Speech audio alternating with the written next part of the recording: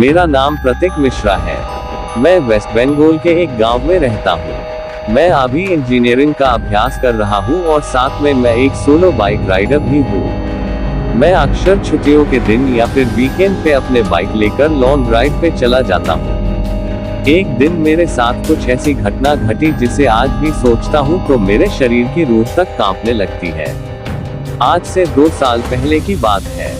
मैं अपने बाइक लेकर कोलकाता लॉन्ग ड्राइव पे गया था।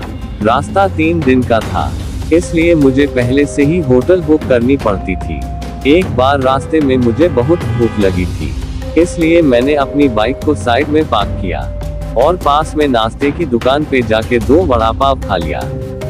बाद में मैंने अपनी ट्रैवलन की शुरुआत कर दी। कुछ समय बाद शाम को अचानक मेरे पेट बिगड़ने लगा। मैं होटल पे जा सकूं इतना समय भी नहीं था, इसलिए मैंने पास में सुलभ शौचालय पे एंड यूज का उपयोग किया।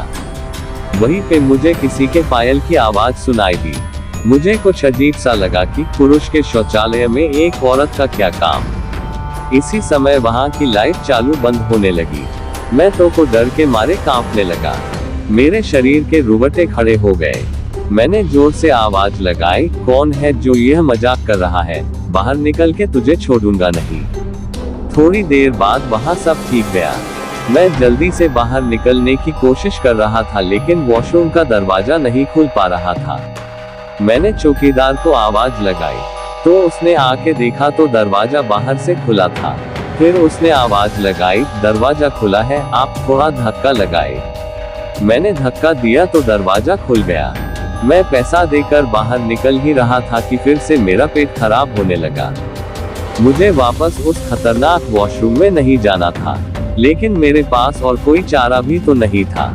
इस बार लगभग 2-3 मिनट हुई होगी कि वापस से लाइट चालू बंद होने लगी और साथ में कोई स्त्री की हंसने की आवाज भी आ रही थी। मुझे काफी डर लगने लगा था।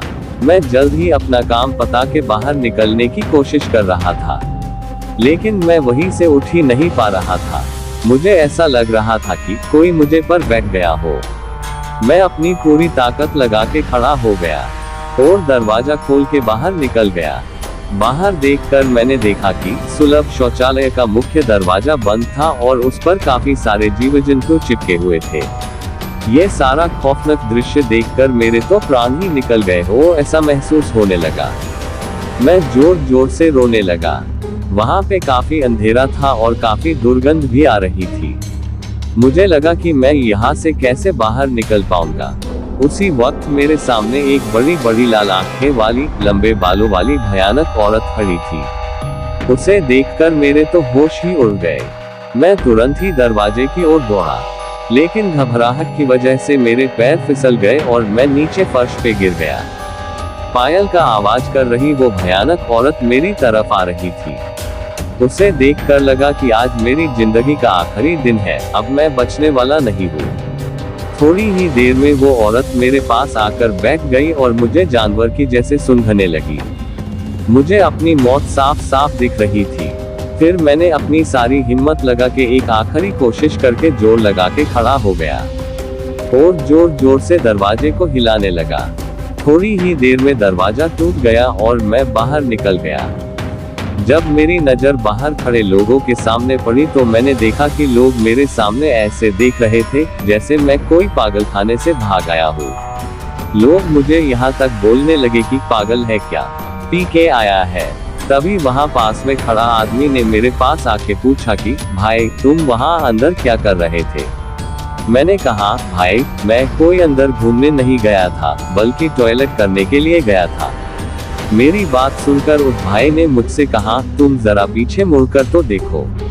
मैंने जब उस आदमी की बात सुनकर पीछे मुड़कर देखा तो मेरे तो होश ही उड़ गए। वही कोई भी शौचालय नहीं था, बल्कि एक पुराना टूटा फूटा खंडाल मकान था। ऊपर वाले की मेहरबानी थी कि मैं सही सलामत बच गया और उस भयानक देखने वाली चुड़ैल की चंगुल से बच निकला। दोस्तों, अगर आपको मेरी यह कहानी पसंद आई हो तो शेयर जरूर करना। तो आज के लिए बस इतना ही। मिलते हैं अगली वीडियो में।